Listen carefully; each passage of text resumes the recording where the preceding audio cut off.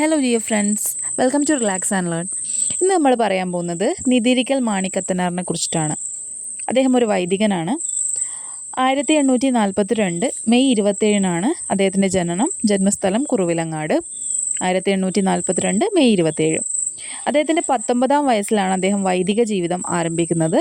അത് വർഷം 1876 ജാനുവരി 7.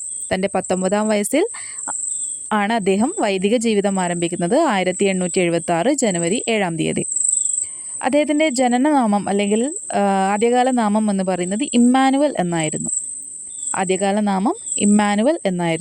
അദ്ദേഹത്തിൻ്റെ മരണം സംഭവിക്കുന്നത് 62-ാം വയസ്സിലാണ്. 1904 ജൂൺ 20 നിതിരിക്കൽ മാണിക്കത്തനാർ അന്തരിക്കുന്നത്. നസ്രാണി ദീപികയുടെ സ്ഥാപക പത്രാധിപരാണ് നിതിരിക്കൽ മാണിക്കത്തനാർ. ക്രിസ്ത്യാനികളുടെ ഐക്യത്തിനും ഉന്നമനത്തിനും വേണ്ടി ജാതൈക്യ സംഘം രൂപീകരിച്ചത് നിതിരിക്കൽ മാണിക്കത്തനാറാണ്. ക്രിസ്ത്യാനികളുടെ ഐക്യത്തിനും ഉന്നമനത്തിനും വേണ്ടി ജാതൈക്യ സംഘം രൂപീകരിച്ചത് നിതിരിക്കൽ മാണിക്കത്തനാറാണ്.